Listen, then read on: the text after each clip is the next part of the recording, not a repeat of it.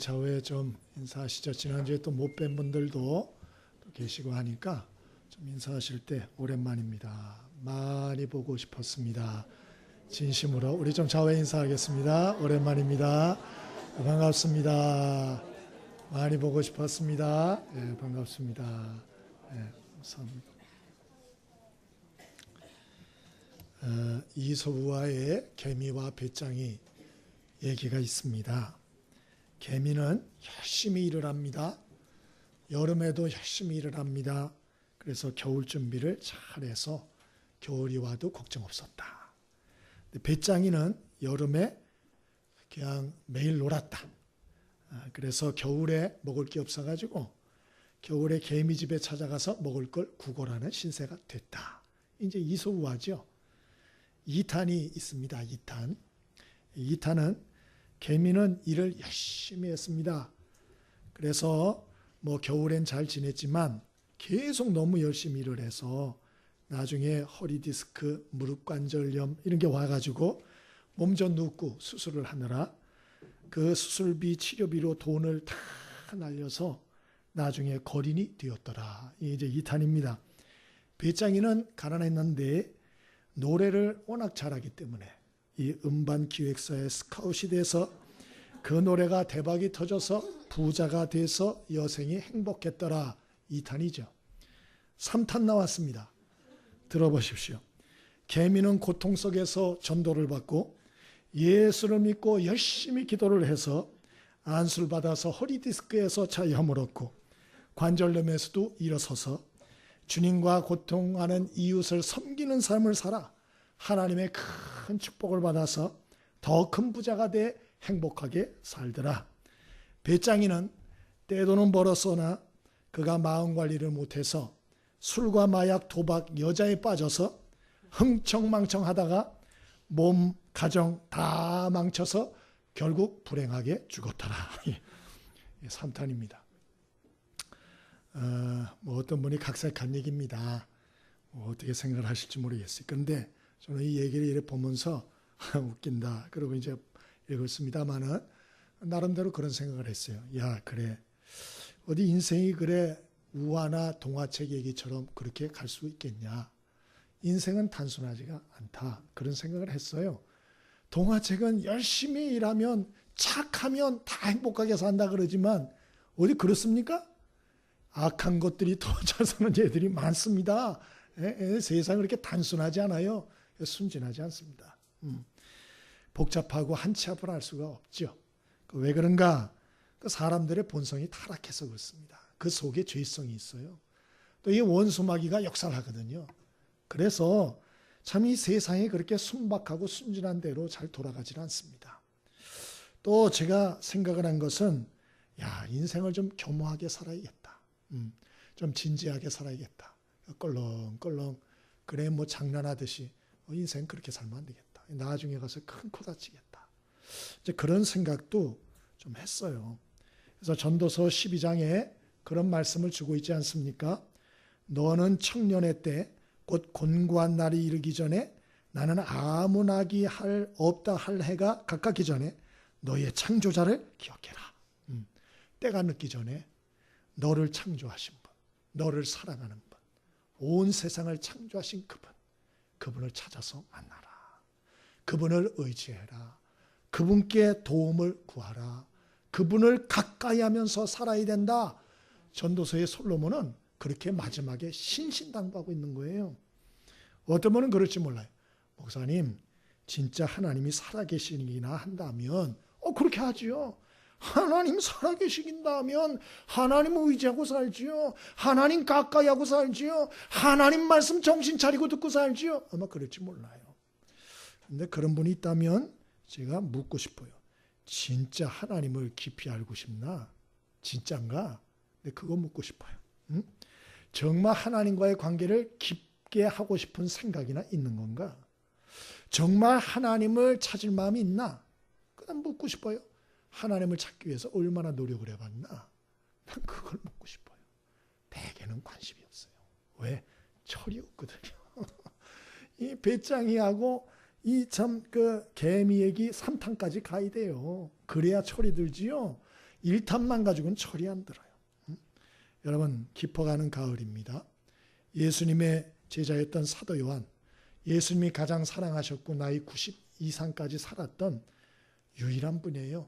오늘 그 사도 요한의 말씀을 통해서 우리가 하나님과 깊이 교제하는 삶을 위해서 필요한 게 무엇인지 오늘 다시 한번 깊이 새기시고, 말로만 하나님과 가까이 한다 소리 하지 말고 정말 하나님과 깊은 친밀감 속으로 들어가는 저와 여러분의 신앙이 이어질 수 있기를 바랍니다. 그러면 우리가 좀 하나님과 깊이가 있는 신앙생활을 한번 해보려면 어떻게 될까? 12절 같이 한번 읽어봅니다. 12절 함께 읽습니다. 자, 시작.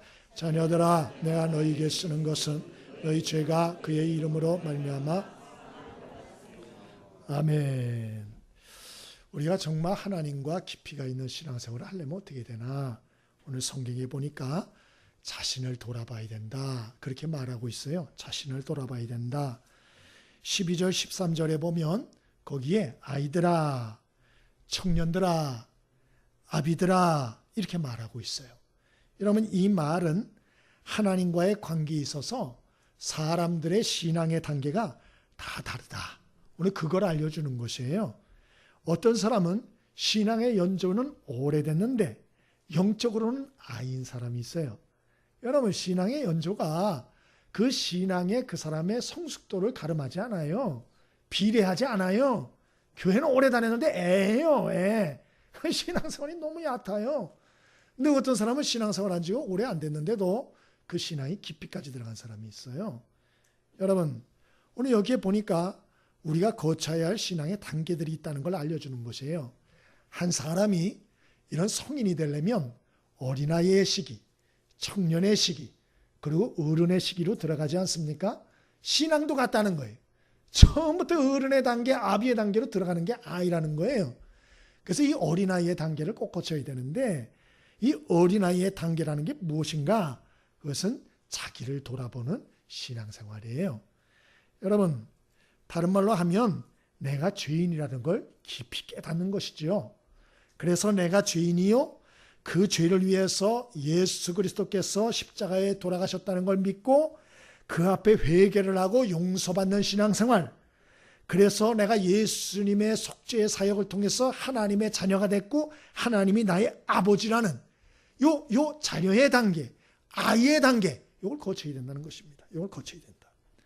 여러분, 베드로도 예수님을 처음 만나서 기적을 경험하고서 처음에 딱 뭐라 그랬느냐?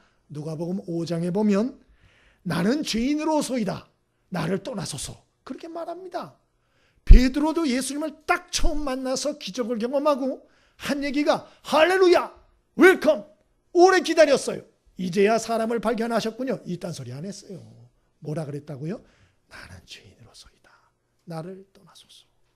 이사야 선지자도 이사야서 6장에 성전에서 기도하다가 하나님의 영광을 봅니다. 놀랐죠. 부들부들 떨었죠. 그때 이사야 선지자가 뭐라 그럽니까? 와, 희한하다, 와, 놀랍다, 이거 찍어놔야지. 그리고 셀카봉으로 찍었다 그랬습니까? 그런 짓 안 했다 그랬어요. 그런 짓을 할 수가 없어요. 뭐라 그랬다 그랬습니까? 아, 화로다 나여, 나는 입술이 부정한 자이로다, 그렇게 말했다는 거예요.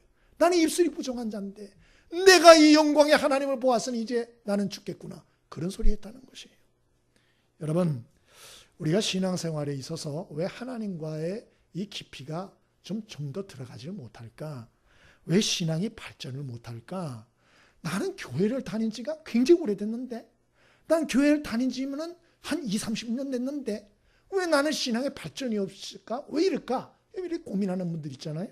가르쳐 드릴게요. 그는 자기를 돌아보는 신앙생활을 안 하셔서 그래요. 다른 말로 하면 신앙생활을 하는데도 말씀을 들어도 항상 저 얘기는 저거 누가 들어야 돼, 목사님이나 똑바로 하시오, 자꾸 남 생각을 하는 거예요. 남 생각을 하는 거예요. 예? 이런 태도를 가지면요, 신앙이 100년 가도 자라질 않아요. 신앙의 성장은 어떻게 오는가? 말씀이 주어질 때 자기를 돌아보는 것이죠. 그리고 회개하는 것이죠. 여러분, 그럴 때 하나님과의 관계가 깊어지고요, 그 신앙이 발전이 있는 것이에요. 여러분, 누가복음 6장 42절에 보면 예수님이 바리새인 서기관을 책망하는 내용이 나와요. 이 양반들은 성경을 진짜 잘 아는 사람들이 박사들이에요, 박사들. 근데 예수님이 이 자들을 책망을 했어요. 왜 그러나? 이렇게 말씀했어요. 너희는 어찌 내 눈 속에 있는 들보는 보지 못하고 깨닫지 못하고 다른 형제의 눈 속에 있는 티를 보고 비난하느냐? 그렇게 말씀했어요. 우선 내 눈에 있는 들보부터 빼고 다른 사람에 대해서 왈가왈부해라. 그렇게 말씀했어요. 다른 말로 하면 바리새인 서기관이 왜 문제였나? 이 사람은 무슨 말씀을 듣거나 이러면 항상 남을 비난하고 정죄하는 것이에요. 예? 그러니까 예수님 뭐라 그러시나? 제발 그러지 마라. 남 얘기하기 전에 네 자신을 돌아봐. 너는 잘못이 없는지, 너는 책임이 없는지, 넌 정말 책임이 없어? 이렇게 말씀을 하시는 거예요. 바리새인은 왜 발전이 없고 예수님께 그렇게 책망을 많이 받았나? 예, 자기를 돌아보지 않아서 그래. 자기를. 사람끼리 관계도 그렇지 않아요? 이렇게 사람하고 이렇게 같이 하는데도 사람이 진실하질 않아. 정직하질 않아. 입만 열면 남 탓이요. 남 탓. 예? 누구 때문에 이렇게 됐다는 동, 저 사람 때문에 저렇게 됐다는 동, 부모 탓이라는 동, 내가 교회를 다녀서 이 모양 이 꼴이라는 동, 이 엉뚱한 소리들을 해는. 여러분, 입에서 그렇게 남 탓만 자꾸 해내는 사람 절대로 사람하고도 깊어질 수가 없어요. 그냥 서비스하는 거죠. 립 서비스. 인사해 주는 거예요. 근데 진실함으로 깊이 있는 친밀함으로는 들어가지 못합니다. 그 사람은. 어떤 사람을 여러분이 관계가 좋아집니까? 진실한 사람, 정직한 사람. 아, 나도 잘못이 있어. 그 사람만의 잘못이 아니야. 생각해보면 내 탓도 있어. 이렇게 하고 자기를 좀 여러분 회개하고 자기를 돌아볼 줄 아는 사람, 괜찮은 사람이에요. 그런 사람들하고 사귀고 싶어 하는 것입니다. 하나님도 똑같다는 것입니다. 하나님도. 예? 여러분, 저와 여러분이 어떤 상황에 있었든지 자기를 좀 돌아보는 축복이 있게 되기를 바랍니다. 어떤 40대 남성 초신자가 간증문을 하나 썼어요. 이분이 아버지에 대한 원한이 아주 깊은 사람이에요. 그 아버지가 젊은 시절에 아주 방탕하게 사셨어요. 가정은 돌보지 않고. 그리고 자녀와 아내를 폭력을 행사하고 주사가 심하고. 그 어머니를 아주 고생을 많이 시켰답니다. 그래서 그 어머니가 행상하시고 막 이러다가 스트레스를 많이 받고 고생을 하셔가지고 일찍 돌아가셨대요. 그러니까 이 아들이 아버지에 대한 증오가 있는 거예요. 분노가. 그냥 너무나 이게 아버지에 대한 증오가 커가지고 저 인간을 내가 씹어먹어도 시원찮다. 막 이런 생각이 있으니까. 왜? 내 어머니를 죽인 놈이다. 그분이 거기도 글을 썼더라고요. 죽인 놈이다. 자기는 아버지라고 생각 안 한다는 거예요. 언젠가 내가 가만 안 둔다. 이런 생각이 있었다는 거예요. 그러다 보니까 이분이 병에 걸리는 거예요. 몸이 좋지 않죠. 그리고 우울증과 조울증에 걸리고 막 그냥 어느 날은 막 자살하고 싶고 막 이러는 거예요. 몸은 엉망되고 내가 이러다 죽겠다 생각이 들어서 이분이 자진해서 교회를 나갔대요. 자진해서. 그러니까 너무너무 자기가 영적으로 정신적으로 육적으로 피폐하니까 그리고 교회 나가가지고 이제 목사님께 도움을 구하고 그리고 들어간 날부터 기도를 시작했대요. 기도를. 새벽 기도, 금요 심야 기도 막 참석을 했대요. 어찌할 줄 모르니까 자기도. 근데 이분이 이제 기도도 할 줄 모르잖아요. 초신자니까. 1시간 내내 뭐라고 기도하나? 하나님, 하나님. 그리고 소리만 질렀대요. 하나님. 그리고 조금 더 발전을 해서는 아버지, 아버지. 그리고 소리 질렀대요. 그 소리만 하는 거예요. 그 소리만. 어느 날 금요 심야 기도에 그 기도를 하는데 교인들이 다 가고 밤 11시에 이 교인들 하나도 없고 자기하고 목사님은 뒤에 있고 자기 혼자만 남아서 기도를 했대요. 그날 기도를 하는데 성령의 불이 떨어진 거예요. 이분이 성령의 불이 떨어져서 깨닫게 하시니까 눈물, 콧물, 몸부림을 치고 가슴을 치고 땅바닥을 기고 난리가 난 거예요. 난리가 난 거예요. 목사님이 뒤에서 왜 저러나? 저 혹시 미친 거 아닌가? 이런 생각이 날 정도로 막 정신이 없으니까 저 사람 왜 저러나? 그리고 기다렸대요. 기도가 끝났습니다. 목사님이 무슨 일이 있었냐고 이렇게 물었답니다. 그랬더니 이분이 간증을 그때 했대요. 목사님, 저는 그동안 나는 괜찮은 사람이고 내 아버지는 몹쓸 인간이라고 나는 생각했습니다. 그런데 기도하다 보니까 하나님이 나를 깨닫게 하시는데 나도 죽일 죄인이라는 것을 나도 깨닫게 되었습니다. 하나님께서 나로 깨닫게 해주셨어요. 나는 아버지를 저주하고 그랬는데 그래, 너는 그렇게 아버지를 밉다 하고 저주하고 미워하고 죽이고 싶다 그러고 또 그렇게 얘기하는데, 근데 너 자신 한번 생각해 봐라. 네 아버지는 네 아버지고 너는 자식 아니냐? 그러면 여태까지 살면서 네가 자식 도리를 한 가지라도 한 게 있는지 한번 생각을 해봐라. 그러시더래요. 네가 자식 도리를 한 가지라도 한 게 있으면 한번 얘기를 해봐라. 아무 얘기를 못했대요. 그리고 그것으로 인해서 회개의 문이 터지는데 가슴을 쥐어뜯고 바닥을 구르고 그랬다는 거예요. 그러면서 하나님 앞에 회개했다는 거예요. 아, 나도 인간이 아니구나. 나도 인간 말종이구나. 내가 아버지를 찔러 죽이려고 그랬다니. 이러면서 회개했다는 거예요. 그리고 이분이 참 그렇게 회개 기도하고 나서 이분이 그 쓴 거 보니까 마음의 우울증과 어둠의 영이 떠나갔다. 이제 그렇게 얘기를 하더만요. 그리고 이후에 아버지가 보훈병원에 계셨는데 보훈병원을 찾아갔대요. 근데 뼈만 남아있더래요, 아버지가. 그래서 그 아버지에게 그랬대요. 아버지 미안합니다. 아버지 사랑해요. 그렇게 얘기를 했대요. 그랬더니 그 아버지가 막 울면서 얘기를 하는데, 내가 어떻게 너와 네 애미에게 네 엄마한테 용서를 받을 수 있을지 모르겠다. 미안하다. 정말 미안하다. 정말 미안하다. 그러시더래요. 그래서 너무 흐느끼셔가지고 이 아들이 아버지를 안아드리고 같이 통곡을 하고 서로 용서를 하고 그랬다. 그 후에 마음의 평안이 오더랍니다. 마음의 평안이. 여러분, 우리 항상 남 탓만 하고 살면요, 사람과도 그렇고 하나님과도 관계가 깊어지질 않아요. 우리가 하나님과 사람, 이러한 어떤 참 이런 관계에 있어서 여러분, 저와 여러분이 자신을 돌아보고 회개하는 신앙생활, 여러분 견고하게 여러분 삶 속에 습관으로 뿌리 박히는 축복이 있게 되기를 바랍니다. 여러분 그렇게 해야 돼요. 하나님 앞에 용서 못 받을 죄는 하나도 없어요. 그리고 예수님이 왜 이 땅에 와서 십자가에 죽었습니까? 왜 죽었어요? 교회 왜 꼭대기에다 십자가를 달아놨습니까? 그 보기 좋아서 그런 줄 아세요? 그렇잖아요. 예수님이 왜 왔나? 왜 십자가에 죽었나?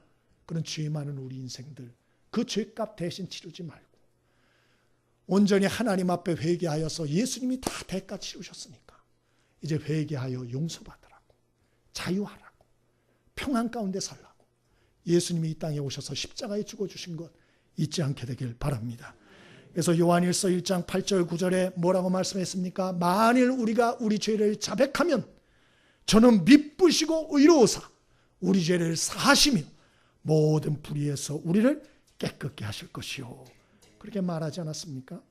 여러분, 저와 여러분이 회개함으로 용서의 기쁨, 또 하나님과의 이러한 자유함, 마음의 자유함, 평안 잃지 않게 되기를 바랍니다.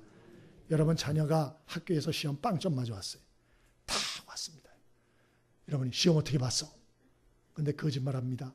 100점 맞았어 엄마. 100점 만점 맞았어. 네가 웬일이냐? 가문의 영광이다.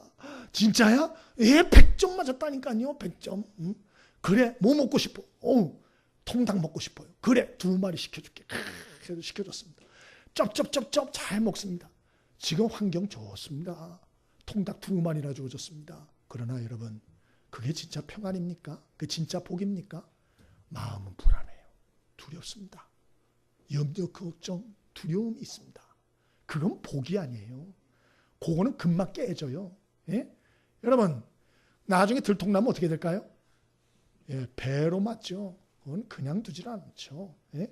근데 반대로 엄마한테 왔습니다. 너 시험 어떻게 봤어? 엄마 죄송해요. 빵점 맞았어요. 제가 최선을 다했는데 왜 이런지 모르겠어요. 막 통곡합니다. 웁니다. 막 그럽니다. 그 엄마가 뭐라 그래요? 두는 게 팹니까? 아니죠. 야, 지난 일이니 어떻게 하냐? 할 수 없다. 앞으로 나 잘해야지 뭐. 뭐 엄마도 너를 그래도 이렇게 좀 챙겨주지 못한 엄마 책임도 있으니까 힘내. 통닭 시켜줄까? 그러면서 한 마리를 시켜줬다. 여러분, 그때 먹는 통닭은 앞에 먹는 통닭 2마리하고 틀린 거예요. 자유함이 있습니다. 평안함이 있는 것이에요. 여러분, 이왕 예수 믿는 거 좀 불안하고 두려워하면서 제발 그렇게 믿지 말고 회개하세요. 용서 못 받는 죄는 없는 거예요. 하나님 앞에서 평안함과 자유함을 가지고 신앙생활할 수 있게 되길 바랍니다. 바로 그것이 깊이 있는 신앙생활의 첫 관문이에요. 첫 단계예요. 두 번째로 우리가 하나님과의 깊이 있는 신앙생활을 우리 하기 위해서는 어떻게 되나? 13절 같이 읽어봅니다. 13절 시작. 아비들아 내가 너희에게 쓰는 것은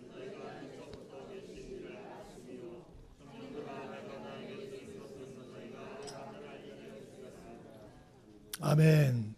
첫 번째는 자신을 돌아보는 신앙생활을 여러분이 삶에 정착하셔야 돼요. 또 하나는 무엇이냐? 자신을 강하게 하는 신앙생활이 정착이 좀 되셔야 돼요. 오늘 13절 끝에 또 14절 끝에 공통적으로 나오고 있어요. 13절에 청년들아 내가 너희에게 쓰는 것은 너희가 악한 자를 이기었습니다.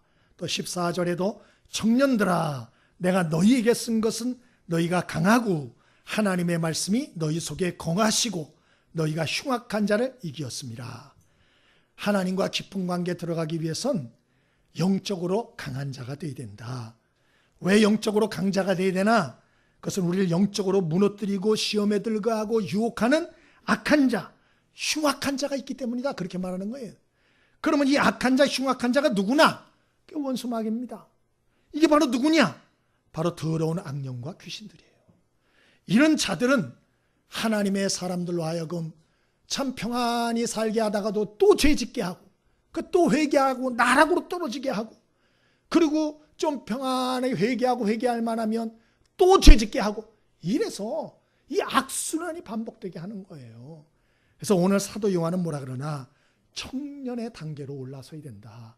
오늘 그렇게 말하고 있는 것입니다. 창세기의 에덴 동산도 왜 깨졌나? 아다 하와가 왜 쫓겨났나?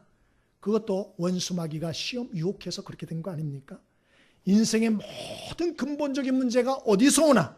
그것은 사람의 범죄 때문이요 원수마귀의 시험과 유혹 때문에 그런 것이에요. 그래서 하나님의 사람들이 하나님과 깊은 교제로 들어가려면 반드시 해야 될 게 뭐냐? 영적으로 강해져야 돼요. 원수마귀와의 싸움에서 이겨야 하는 것이에요. 그러면 어떻게 원수마귀의 싸움에서 이기나? 예수님이 마태복음 4장에서 몸소 모본을 보여주셨어요. 예수님 광야에서 40일 금식기도 하셨습니다.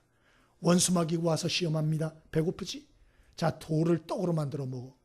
야, 뭐니 해도 먹어야 되지 않아? 먹고 살아야 되잖아. 에? 뭐 사명이고 있단 소리에 먼저 먹어. 유혹하잖아요. 또 성전에서 뛰어내려. 너 사람들한테 단번에 인기 상승할 수 있어. 성전 꼭대기에서 내려 뛰어봐. 또 내게 절해. 다 줄게. 네가 원하는 거 다 줄게. 내게 한 번만 절해. 사탄이 유혹하지 않았어요. 예수님 그때 어떻게 하셨습니까? 신명기의 말씀을 인용하셔서 사탄의 시험을 다 물리치셨다. 그렇게 돼 있지 않습니까? 에베소 6장에도 하나님의 전신갑주를 입어라. 사탄의 괴계를 물리쳐라. 그렇게 말합니다. 공격무기가 뭐나? 에베소 6장 17절에 성령의 검, 곧 하나님의 말씀을 가지라. 하나님의 말씀이 무기예요.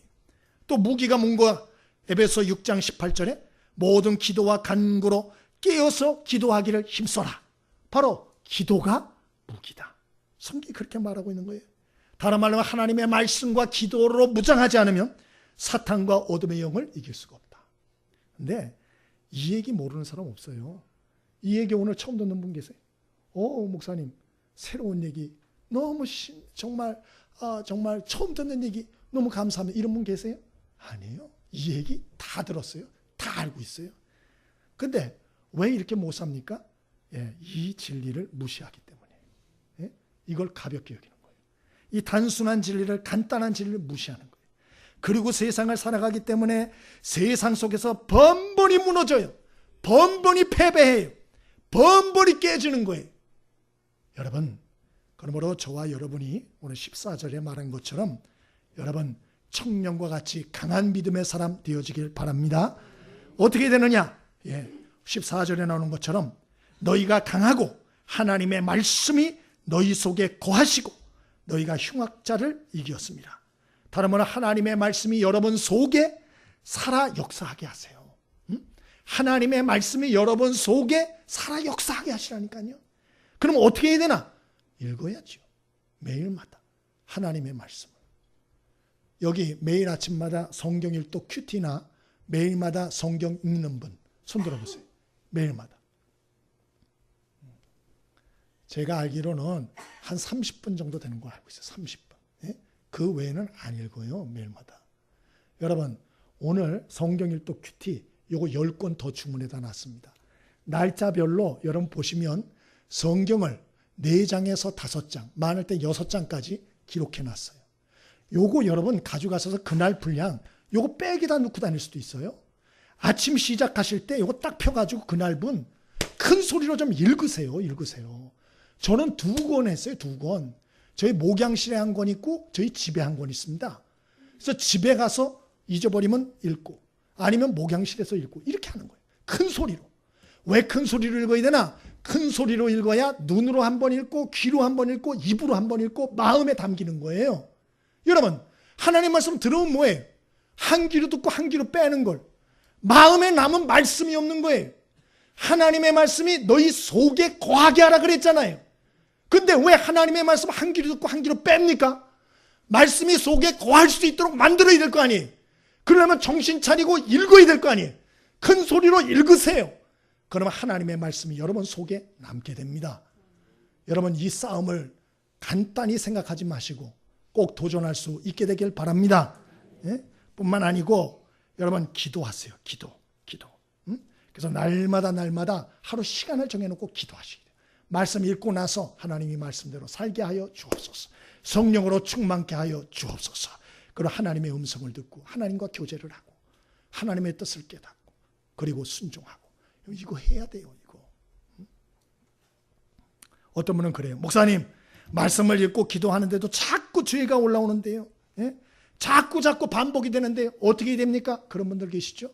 꾸준히 하세요. 꾸준히. 의심하지 말고 꾸준하게 큰 소리로 읽고 그리고 기도하시고 큰 소리로 성경 읽고 마음에 말씀을 담으시고 기도하시고 그러면 반드시 하나님이 속사람을 강건케 하여 하나님이 역사하심으로 흉악자와 이 죄의 유혹을 이기게 하는 축복을 주실 줄 믿습니다.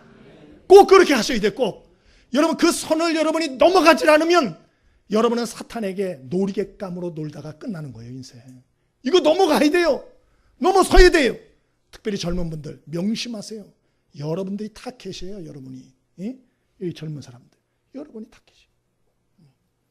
마지막 3번째로 우리가 어떻게 깊어가는 신앙생활을 할 수 있을까? 13절 우리 함께 읽어봅니다. 13절 자, 시작.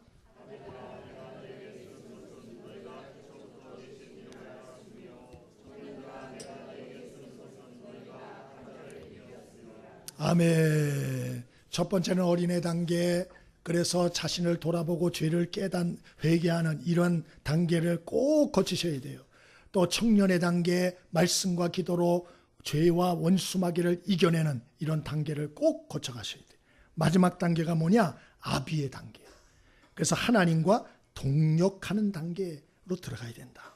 13절에 아비들아 내가 너희에게 쓰는 것은 너희가 태초부터 계신 이를 알미요 그랬어요. 이게 무슨 소린가? 너희가 태초부터 계신 이를 안다. 이 말은 요한일서 1장 1, 2, 3절에 보면 답이 나와요. 태초부터 계신 이가 누구냐? 하나님의 아들 예수 그리스도. 그걸 의미하는 거예요. 다른 말로 하면 예수님은 우리의 죄만 용서한 분이 아니고 태초부터 하나님 아버지와 함께한 분으로서 모든 인류를 죄에서 구원하기 위하여 오랜 동안 계획을 세우시고 그리고 이 땅에 몸소 오시고 자신을 부인하고 십자가의 대속의 피를 흘려주심으로 인류 구원의 일을 이루시고 그리고 이제 이 인류 구원의 회개의 복음을 참 감당할 동역자들을 찾고 계시다. 부르고 계시다. 그래서 너희를 불렀다. 이거를 깨달으라는 거예요. 이걸 깨달으라. 여러분 자녀들을 이렇게 키우면 사랑스럽죠. 그래서 제 역할을 하도록 여러분이 잘 돌보지 않습니까? 젊음을 쏟고 물질을 쏟고 정성을 쏟아서 양육해요. 근데 어느 날 부모도 약해질 때가 오잖아요. 그래서 힘들 때가 있고 고독할 때가 있고 외로울 때가 있어요. 그래서 자녀들이 좀 도와줬으면 좋겠다 그런 때가 있어요? 없어요? 있죠? 애들이 설거지라도 이젠 좀 했으면 좋겠다. 왜? 너무 힘드니까. 손가락도 아프고 손목도 아프고. 이제 자녀는 어느 정도 다 컸고 그럼 지가 먹은 설거지라도 좀 했으면 지방이라도 청소했으면 좋겠다. 그런 생각이 들 때가 있어요? 없어요? 있죠. 자녀에 기대고 싶은 마음이 있다고요. 근데 자녀가 관심이 없어요. 예? 그럼 맨날 부모에게 나이가 많이 들었는데도 엄마 돈 좀 줘, 엄마 텔레비 사줘, 엄마 냉장고 사줘, 엄마 등록금 줘, 엄마 뭐 해야 되는데 돈 줘, 뭐 줘, 맨날 이러고만 한다. 그리고 엄마가 아픈지 안 아픈지, 엄마가 소원이 뭔지, 엄마의 기대가 뭔지 하나도 관심이 없어. 그거는 엄마를 사랑하는 딸이에요? 아니면 엄마를 이용하는 딸이에요? 이용하는 딸이죠. 그건 자식도 아니야. 진짜 철딱선이 없어도 그렇게 철딱선이 없어. 그럼 그런 딸하고 그런 아들하고 그 부모가 관계가 깊어지겠어요? 아니면 좀 섭섭해서 관계가 좀 멀어지겠어요? 너 나중에 나하고 멀리 살자. 응? 절대 가까이 살지 말자. 그 소리가 뭔지 아세요? 너 섭섭하다 그 얘기예요. 너하고 같이 살다가는 홀딱 베껴 내가 죽겠다 이런 얘기예요. 지밖에 모른다. 이기적이라 이 말. 자기중심적이라 이 말. 이러면 인정을 못 받아요. 우리가 하나님과의 신앙도 마찬가지예요. 하나님의 은혜가 풍성한 분이지만 그러나 하나님이 무엇을 기대하시는지 깊이 생각하셔야 돼요. 하나님 우리를 왜 불렀나? 여태까지 왜 인도하셨나? 동역자로 함께 일하기를 원하시는 거예요. 2012년 봄에 프랑스 정부 내각이 발표됐어요. 거기에 한국계 여성이 포함되어 있었는데 프랑스 역사상 최초로 한국계 사람이 프랑스 통상 국무장관에 올랐어요. 그 여성의 이름이 뭐냐? 김종숙이에요. 그리고 프랑스 이름은 뭐냐? 플레르 벨르랭이라고 하는 여성입니다. 이 여성은 그 후에 프랑스 내각이 3번 바뀌었는데도 내각 구성할 때 장관직을 계속 겸임했고요. 지금은 뭐로 있느냐? 지금은 프랑스의 문화부 장관입니다. 처음 하셨죠? 이번에 부산 국제영화제 때 온다 그랬는데 왔는지 모르겠어요. 근데 올해 나이가 몇 살이냐? 42세예요. 42세. 뭐 기적과 같은 일이죠. 놀라운 여성이에요. 이분이 어떤 분이냐? 원래 서울 빈민촌에 태어나서 거리의 부모에 의해서 버려졌어요. 어머니에 의해서 버려졌는지 아버지에 의해서 버렸는지 그건 모르겠어요. 생후 3일 될 때까지도 발견이 안 된 거예요. 예? 그래서 버려진 지 3일 만에 발견이 돼가지고 고아원에 보내줬어요. 그래서 6개월 동안 거기서 보살핌을 받다가 프랑스 가정에 입양된 거예요. 근데 그 프랑스 가정의 아버지는 작은 사업체를 운영하던 기술자였고 어머니는 교육을 받지 못한 그런 분이었어요. 근데 이 어머니가 자기가 교육을 받지 못했으니까 이 아이를, 입양한 딸을 지극정성으로 교육을 시킵니다. 그래서 열심히 공부를 시키고 이 아이도 굉장히 똑똑한 아이라서 만 16세에 이 프랑스 대학 입학 시험에 합격했어요. 2년 빨리. 그래서 프랑스 명문대에 입학하고 졸업하고 정치, 경제, 행정 관련 최고 학부를 다 마치고 그리고 정치에 입문하여서 정부 요직에 오른 기적 같은 사람이다. 제가 이 얘기를 쭉 이렇게 보면서 생각을 한 것은 야, 우리 부모 참 감사하다. 날 안 버려준 게. 응? 이렇게 뛰어난 아이도 뭐 못 모르고 막 버리는데 야, 우리 부모는 날 끝까지 안 버려줘서 감사하다. 이 생각했고요. 또 하나님이 나같이 이런 부족하고 연약한 사람을 버리지 않아 주신 것도 감사하다. 더불어서 그런 생각을 했어요. 또 하나 생각한 것은 야, 세상에 나쁜 인간들도 있지만 좋은 사람들도 참 많구나. 그 생각했어요. 이 프랑스 부부가 예수 믿는지 안 믿는지 솔직히 모르겠어요. 얼마나 좋은 사람들이에요. 정말 너무 존경스럽더라고요. 근데 여러분, 예수 안 믿는 사람들 중에서 이렇게 좋은 사람 많아요. 나쁜 사람만 있는 거 아니에요. 저희 그 매제가 있어요. 이제 이 양반이 결혼한 지 2년 됐는데 동생하고 이번에 며칠 전에 방문을 했어요. 그래가지고 이렇게 했는데 보니까 왜 오냐 그랬더니 집에서 다리 흑삼을 가져왔다는 거예요. 그래가지고 한 2일, 3일 다렸대요. 그거를 이렇게 가져오고. 집에서 키운 청포도를 또 이렇게 가져왔더라고. 뭘 나까지 챙기나? 그랬더니 나중에 듣는 말로는 형님이 너무 몸과 얼굴이 말라 보여가지고 마음이 쓰였다는 거예요. 그래가지고 예수 안 믿던 사람이에요. 지금도 교회 잘 안 다닙니다. 가끔 가요. 근데 그걸 보고 야, 참 심성이 참 착한 사람이다. 그리고 제가 카톡을 이렇게 봤어요. 그랬더니 그 매제가 카톡에다가 남을 배려하며 살자. 이렇게 해놨더라고요. 제가 그걸 보고 깜짝 놀랐어요. 아니, 예수를 안 믿던 사람이고 지금도 뭐 그런 시원찮은 사람인데 어떻게 이런 생각을 할 수 있지? 이거는 교회 오래 다닌 사람도 배려를 못하기로 유명한 사람이 한둘이 아닌데 아니 교회도 안 다니는 사람이 어떻게 이런 마음을 가지고 살지? 깜짝 놀랐어요. 여러분, 예수 안 믿는 사람 중에도 착한 사람들 많습니다. 좀 아멘 좀 해보세요. 왜 인정이 안 되세요? 그러니까 여러분 주변에 있는 안 믿는 사람들은 다 악한 사람들만 있는 모양이네. 예? 그 탄자니아에 그 박상현 선교사라고 계세요. 이 박상현 선교사라는 분이 있는데 이분이 탄자니아에 선교를 갔대요. 이제 선교를 갔는데 이제 그곳에서 태권도 사범이에요. 이분이 국가대표 선수 출신이기 때문에 탄자니아에 가셨대요. 나이 30세. 그래서 이제 이것저것 준비를 하고 구상을 하고 그리고 이제 또 친구를 사귀어놔야 되니까 그 주변에 탄자니아 또 관련된 친구를 집으로 초대해서 식사를 했대요. 예수는 물론 안 믿고. 근데 이 집에 강도들이 들은 거예요. 얼마 안 돼서.